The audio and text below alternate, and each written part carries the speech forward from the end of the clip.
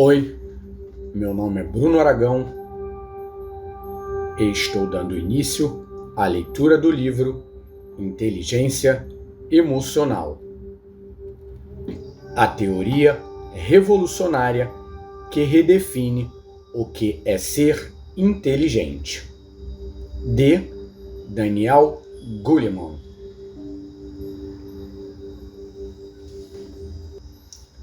Quero lembrar aqui que o nosso canal é simplesmente para incentivar o hábito da leitura.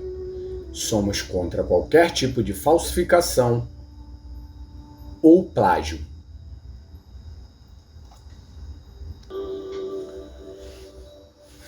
Introdução. Em 1990, quando era repórter de ciência no The New York Times, topei com um artigo em uma pequena revista acadêmica escrito por dois psicólogos, John Mayer, hoje na Universidade de New Hampshire, e Peter Salovey, de Yale. Mayer e Salovey apresentaram a primeira formulação de um conceito que chamaram de inteligência emocional. Naquela época, a proeminência do QI como critério de excelência na vida era inquestionável. Discutia-se acaloradamente se ele estava inscrito em nossos genes ou se era alcançado pela experiência. Porém, eis que surge, de repente, uma nova forma de pensar sobre os ingredientes do sucesso na vida.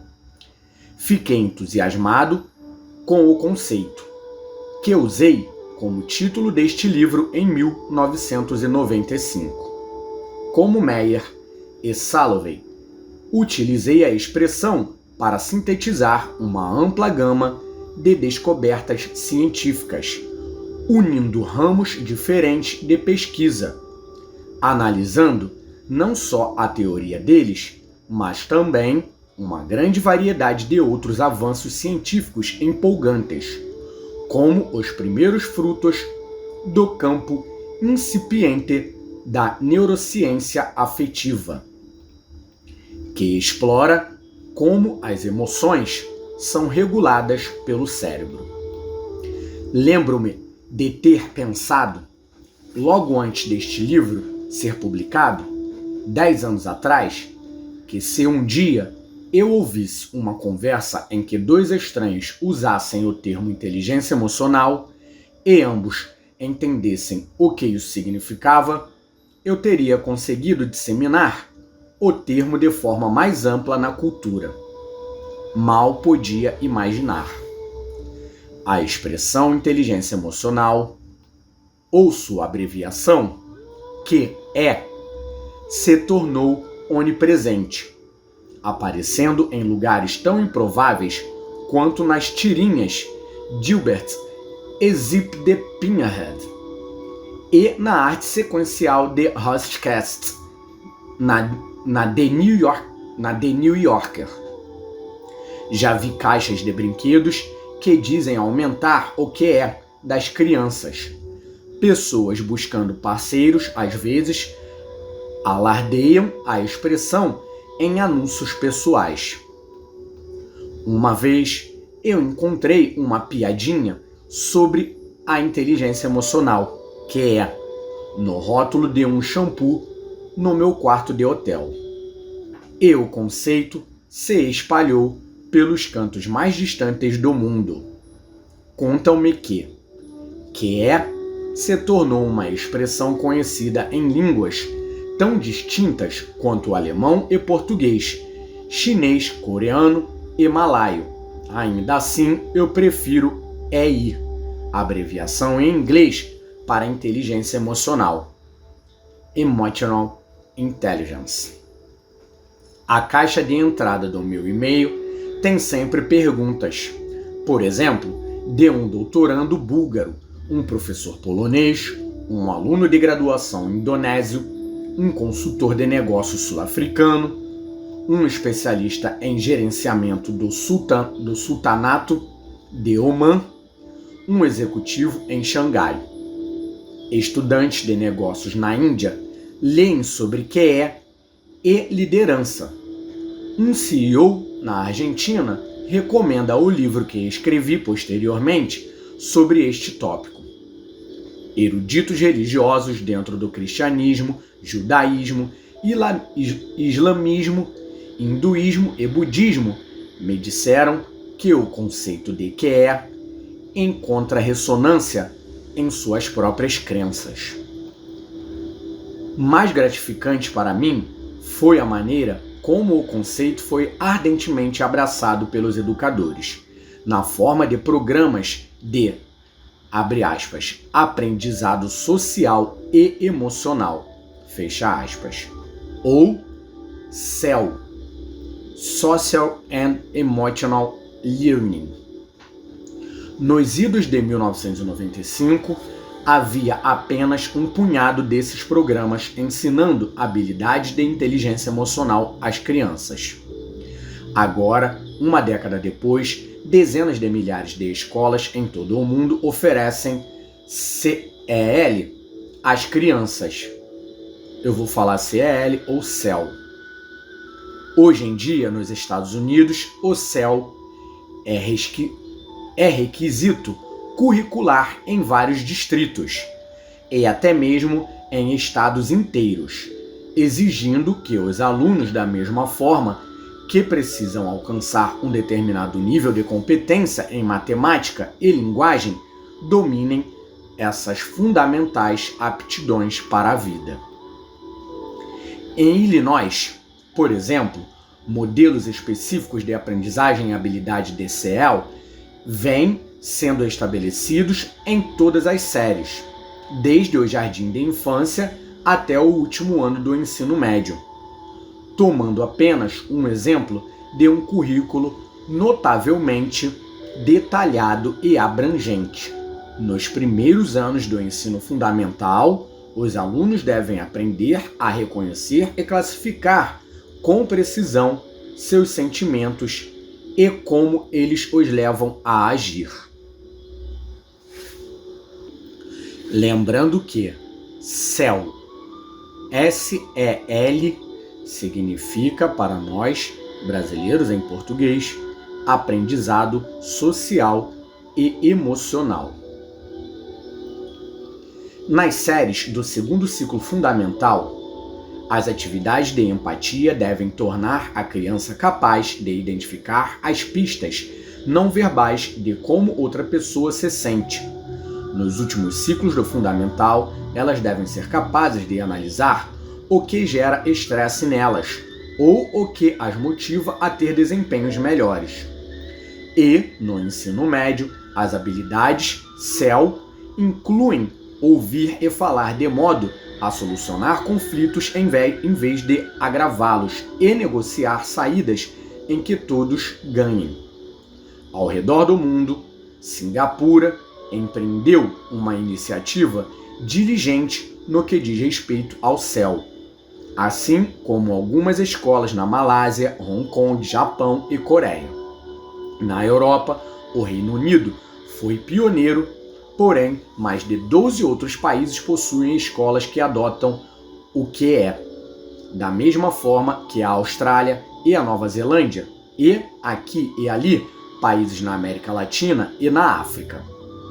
Em 2002, a Unesco deu a partida em uma iniciativa global para promover o SEL, enviando aos Ministérios da Educação de 140 países um relatório contendo 10 princípios básicos para sua implementação. Em alguns estados norte-americanos e outros países, o SEL se tornou o guarda-chuva organizador sob o qual se juntam programas de educação do caráter, de prevenção à violência, agressão contra colegas e drogas e de disciplina escolar. O objetivo não é apenas reduzir a incidência desses problemas entre alunos, mas também melhorar o ambiente escolar e, em última instância, o desempenho acadêmico dos estudantes.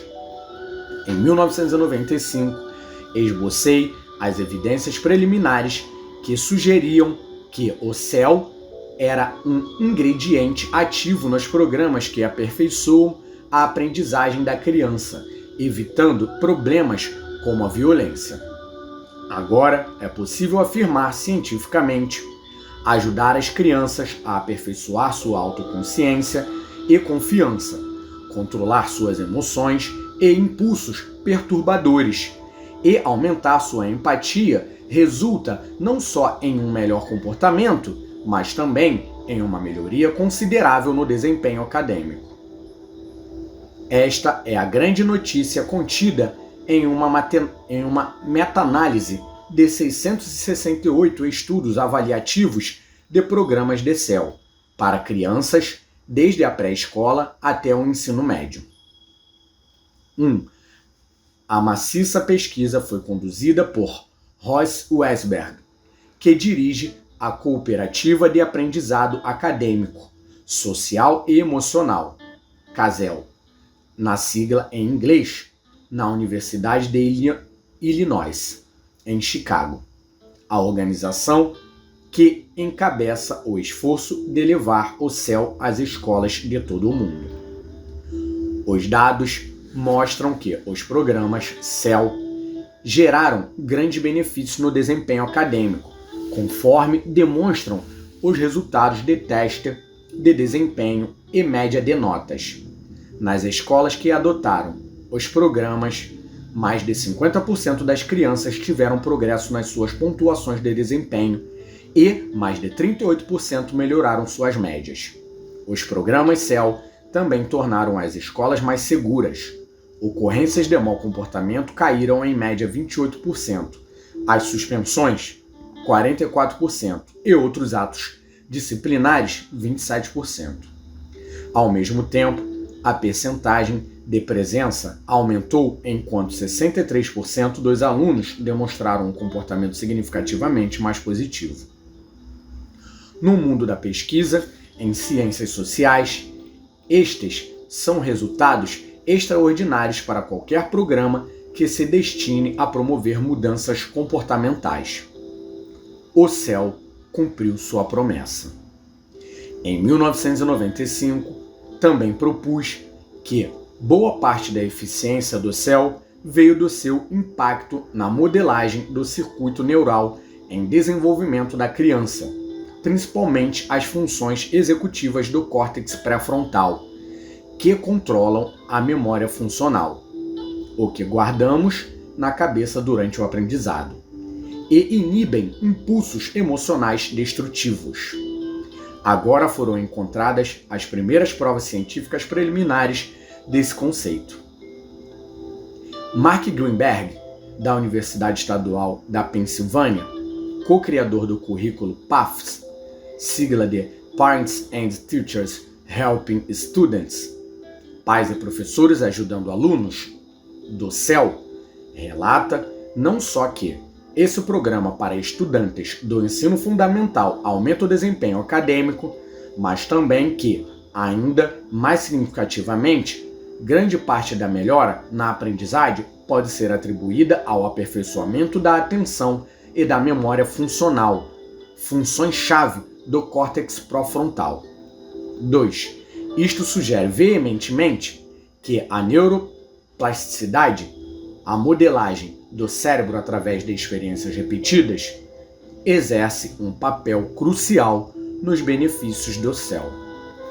Talvez minha maior surpresa tenha sido o impacto do QE no mundo dos negócios, principalmente nas áreas de liderança e desenvolvimento de funcionários, uma forma de educação para adultos. A Harvard Business Review saudou a inteligência emocional como uma ideia inovadora, capaz de destruir paradigmas, uma das ideias empresariais mais influentes da década. No mundo dos negócios, este tipo de afirmação, muitas vezes, não passa de um modismo, sem nenhuma substância. Porém, Neste caso, houve a participação de uma ampla rede de pesquisadores, garantindo que a aplicação do QE seja baseada em dados sólidos. O Consórcio para Pesquisa sobre Inteligência Emocional em Organizações, CREO, na sigla em inglês, na Universidade de Rutgers, foi o pioneiro na catalisação desse trabalho científico, colaborando com organizações que vão desde o Escritório de Gerenciamento de Pessoal do Governo Federal até a American Express. Hoje em dia, as empresas de todo o mundo olham rotineiramente através das lentes do QE para contratar, promover e desenvolver seus empregados. Por exemplo, a Johnson & Johnson, outro membro do CREO, descobriu que, em filiais do mundo inteiro, os funcionários que, em meio de carreira, possuíam um maior potencial de liderança tinham aptidões de QE muito melhores do que seus colegas menos promissores. O CREO continua auxiliando esse tipo de pesquisa, que pode fornecer diretrizes baseadas em provas para organizações interessadas em aprimorar sua capacidade de alcançar seus objetivos profissionais ou cumprir uma missão. Quando Salovey e Meyer publicaram seu artigo seminal em 1990, ninguém poderia prever como o campo acadêmico que eles fundaram prosperaria 15 anos depois. A pesquisa floresceu nessa área, enquanto em 1995 não havia praticamente nenhuma literatura científica sobre QE. Hoje em dia, o campo possui legiões de pesquisadores. Uma pesquisa no catálogo de teses de doutorado investigando os aspectos da inteligência emocional revela mais de 700 escritas até hoje, com muitas outras a serem entregues. Isso sem mencionar os estudos feitos por professores e outras pessoas não listados naquele catálogo. 3. O crescimento dessa área de estudo deve muito a Meyer e Salovey, que, juntamente com seu colega David Caruso, um consultor de negócios, trabalharam incansavelmente em prol da aceitação científica da inteligência emocional. Ao formular uma teoria da inteligência emocional científica defensável e fornecer uma mensuração dessa capacidade na vida real, eles estabeleceram um impecável padrão de pesquisa para o campo. Uma outra fonte importante para a germinação das descobertas acadêmicas sobre QE foi Reuven Baron, atualmente no braço médio da Universidade do Texas, em Houston, cuja própria teoria de QE e entusiasmo dinâmico inspirou diversos estudos que se utilizam de uma medida que ele inventou. Baron também teve um grande papel na produção e edição de livros acadêmicos que ajudaram a dar vulto crítico ao campo, incluindo o Manual de Inteligência Emocional. O crescimento do campo de estudos do QE enfrentou oposições encarniçadas no mundo mesquinho dos acadêmicos da inteligência, principalmente daqueles que consideram o QI a única medida aceitável das aptidões humanas. Não obstante, o campo emergiu como um paradigma vibrante. Todo modelo teórico relevante, observou o filósofo da ciência Thomas Kuhn, deve ser progressivamente revisado e aperfeiçoado na medida em que suas premissas passam por testes mais rigorosos. No caso do QE, esse processo parece estar perfeitamente em curso. Existem atualmente 3 modelos principais de QE, com dezenas de variações. Cada um deles representa uma perspectiva diferente.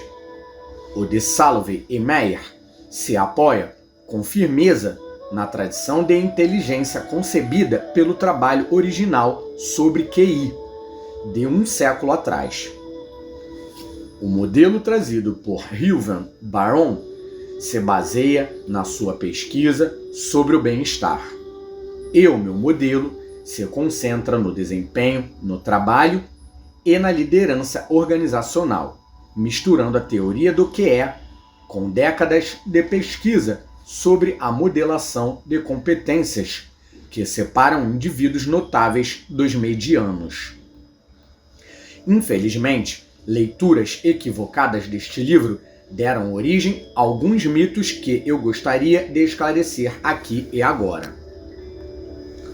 Um deles é a bizarra, embora repetida à exaustão, falácia de que, abre aspas, o QE é responsável por 80% do sucesso, fecha aspas. Esta afirmação é absurda. Essa interpretação equivocada vem do dado que sugere que o QI é responsável por 20% do sucesso profissional. O fato de esta estimativa, e é só uma estimativa, deixar uma grande parcela do sucesso sem esclarecimento nos obriga a buscar outros fatores para explicar o restante. No entanto, isto não significa que a inteligência emocional representa os outros fatores do sucesso. Eles certamente compreendem uma gama muito ampla de forças, desde a condição financeira e educação da família em que nascemos, até temperamento, pura sorte e afins, além da inteligência emocional, conforme aponta John Mayer e seus colegas. Para o leitor ingênuo, trazer à tona a variação não explicada de 80% sugere que deve haver de fato uma variação até o momento ignorada que pode prever grandes porções de sucesso na vida. Embora isso seja conveniente, nenhuma variação estudada em um século de psicologia deu uma colaboração tão grande. Fecha aspas. 4. Um outro equívoco comum se dá através da aplicação imprudente do subtítulo original do livro. Abre aspas. Por que ela pode ser mais importante do que o QI? Fecha aspas. Em áreas como desempenho acadêmico, onde ele não se aplica sem as devidas ressalvas. A forma mais extrema deste equívoco é o mito de que o QE é mais importante do que o QI, em qualquer área. A inteligência emocional prevalece sobre o QI apenas naquelas áreas tenras, nas quais o intelecto é relativamente menos relevante para o sucesso, nas quais, por exemplo, autocontrole emocional e empatia podem ser habilidades mais valiosas do que aptidões meramente cognitivas. Como se sabe, algumas dessas áreas são extremamente importantes em nossas vidas. A saúde vem logo à mente, conforme pormenorizado no capítulo 11, no sentido de que emoções perturbadoras e relacionamentos nocivos já foram identificados como fatores de risco para doenças. Aqueles que conseguem gerenciar suas vidas emocionais com mais serenidade e autoconsciência parecem ter uma vantagem clara e considerável na saúde. Uma outra área é a do amor romântico e relacionamentos pessoais, onde, como sabemos muito bem, pessoas muito inteligentes podem fazer coisas bastante idiotas. Uma terceira, embora eu não tenha escrito sobre ela aqui, se dá nos níveis mais altos de esforços competitivos, como nos esportes de âmbito mundial. Neste nível, como me relevou um psicólogo de esportistas que treina os times olímpicos dos Estados Unidos, todos têm como requisitos 10.000 horas extras de treinamento, de modo que o sucesso depende do empenho mental do atleta. Descobertas sobre a liderança nos negócios e nas profissões pintam um quadro mais complexo. Ver no capítulo 10. A pontuação do QI prognostica muito bem se podemos arcar com os desafios cognitivos que uma determinada posição nos oferece. Centenas, talvez milhares, de estudos demonstram que o QI prevê quais níveis uma pessoa pode exercer numa carreira. Isto é questionável. Porém, o QI cai por terra quando a questão é prognosticar quem, em meio a um grupo talentoso de candidatos dentro de uma profissão intelectualmente exigente, será o melhor líder. Isto se dá, em parte, por conta do efeito do andar de cima. Todos aqueles nos altos escalões de uma determinada profissão ou nos níveis superiores de uma grande organização já foram peneirados em termos de intelecto e destreza. Nesses níveis elevados, um QI alto se torna uma habilidade liminar necessária para simplesmente entrar e continuar no jogo. Conforme propus no meu livro de 1998, Trabalhando com a Inteligência Emocional, as habilidades de QE, e não o QI, ou aptidões técnicas, emergem como a competência discriminatória, que prevê da melhor forma quem dentre um grupo de pessoas muito inteligentes será o líder mais hábil. Se examinarmos as competências que as organizações em todo o mundo determinaram ser as que identificam seus principais líderes, descobriremos que os indicadores de QI e aptidões técnicas caem para o final da lista quanto mais alto for o cargo. O QI e as aptidões técnicas são fortes indicadores de excelência em empregos menos qualificados. Desenvolvi esta questão de forma mais abrangente no meu livro de 2002, O Poder da Inteligência Emocional. A experiência de liderar com sensibilidade e eficácia, em coautoria com Richard Boyatzis e Annie McKee.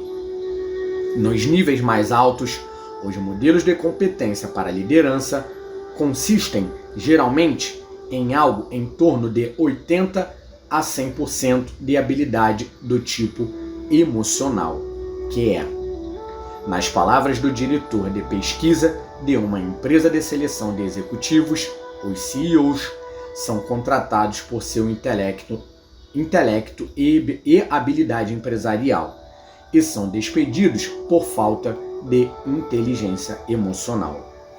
Quando escrevi inteligência emocional, vi o meu papel como o de um jornalista científico cobrindo uma nova e significativa tendência na psicologia, particularmente a junção da neurociência com o estudo das emoções.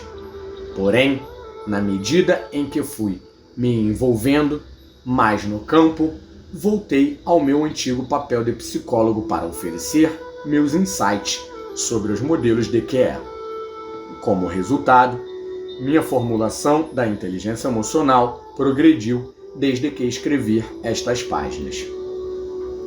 Em Trabalhando com a Inteligência Emocional, propus uma estrutura que reflete como os aspectos fundamentais do QE, autoconsciência, autocontrole, consciência social e a habilidade de gerenciar relacionamentos, se traduzem em sucesso profissional. Ao fazer isso, peguei emprestado um conceito de David McClelland, o psicólogo de Harvard, que foi meu mentor na graduação. Competência. Graduação chamada competência. Enquanto a inteligência emocional determina nosso potencial para aprender os fundamentos do autodomínio e afins, nossa competência emocional mostra o quanto desse potencial dominamos de maneira que ele se traduza em capacidades profissionais. Para ser versado em uma competência emocional, como atendimento ao consumidor ou trabalho em equipe, é preciso possuir uma habilidade subjacente nos fundamentos do que é, especificamente, consciência social e gerenciamento de relacionamentos.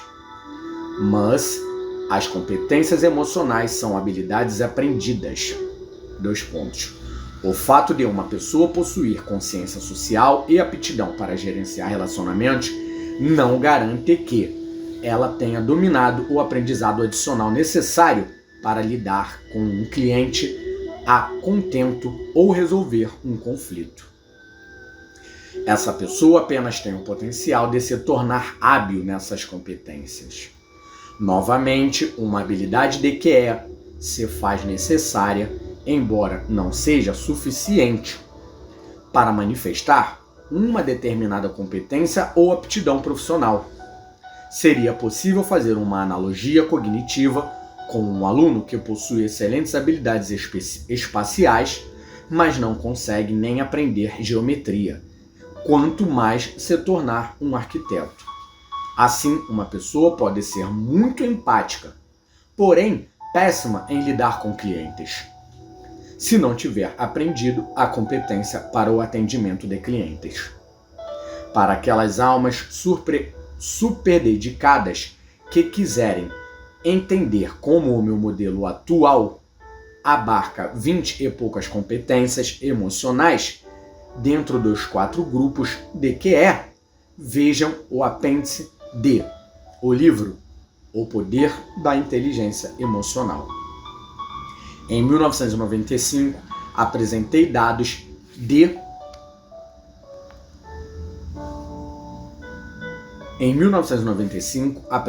dados de uma amostragem nacional demograficamente representativa de mais de 3.000 crianças de 7 a 16 anos, avaliadas por seus pais e professores, demonstrando que, no espaço de aproximadamente uma década entre meados de 1970 e meados de 1980, os indicadores de bem-estar entre crianças americanas sofreram um declínio expressivo. Essas crianças eram mais perturbadas e tinham mais problemas, que iam desde solidão e ansiedade até desobediência e queixas. É claro que sempre existem exceções individuais. Crianças que cresceram e se tornaram seres humanos fantásticos, sejam quais forem os números gerais. Porém, um grupo mais recente de crianças, avaliado em 1999, parece ter progredido consideravelmente, mostrando resultados muito melhores do que aqueles do fim da década de 1980. Embora não tenham recuperado os níveis registrados em meados da década de 1970.5. É fato que os pais ainda estão inclinados a reclamar dos filhos de uma forma geral e ainda se preocupam que seus filhos estejam andando com más companhias. As queixas parecem piores do que nunca, mas a tendência é nitidamente ascendente.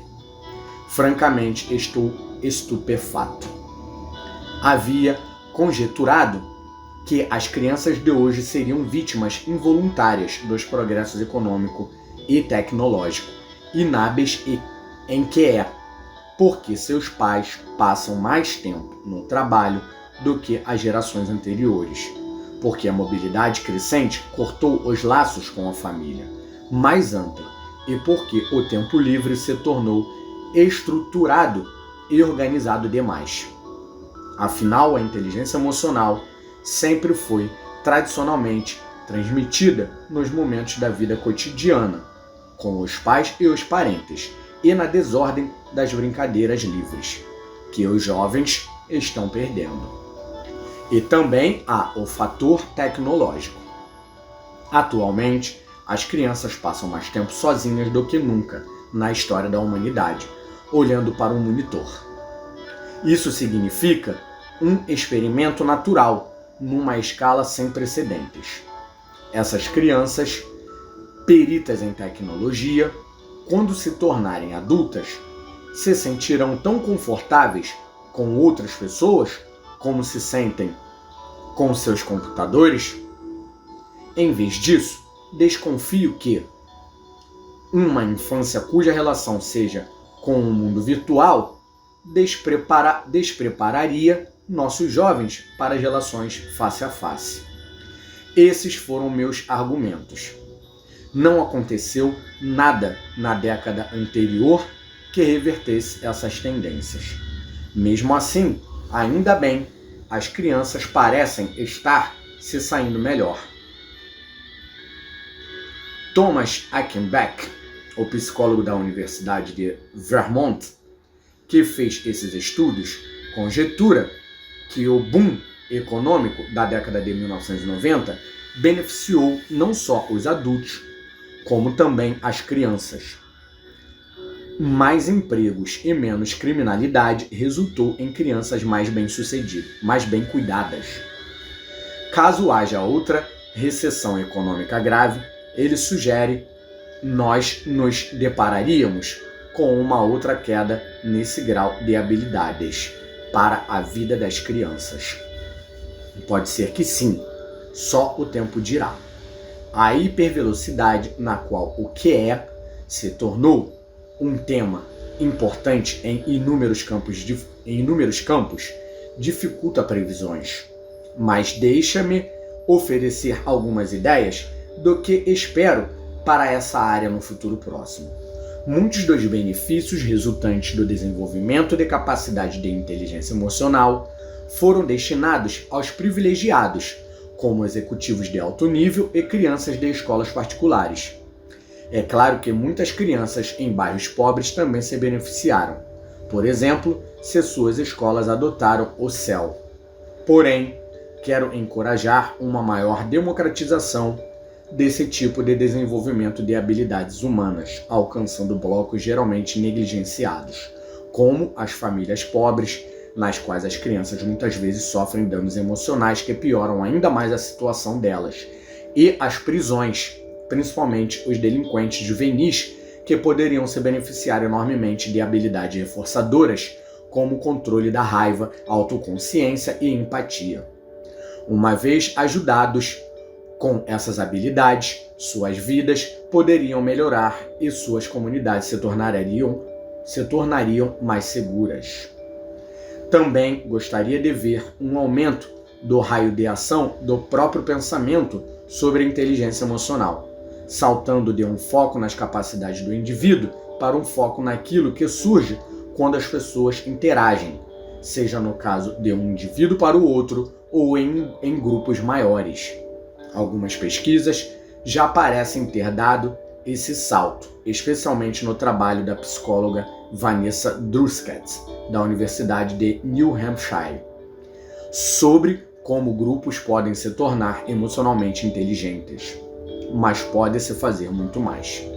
Finalmente, imagino um dia em que a inteligência emocional será tão amplamente compreendida que não será preciso mais discuti-la, pois ela já terá se fundido às nossas vidas. Nesse futuro, o CEL já será prática padrão em todas as escolas.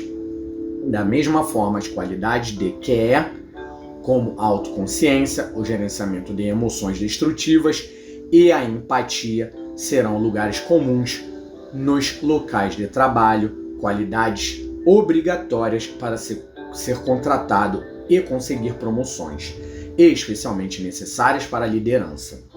Se o QE se tornar tão difundido quanto o QI e tão enraizado na sociedade como medidor das qualidades humanas, creio que nossas famílias, escolas, empregos e comunidades serão todos mais humanos e alentadores.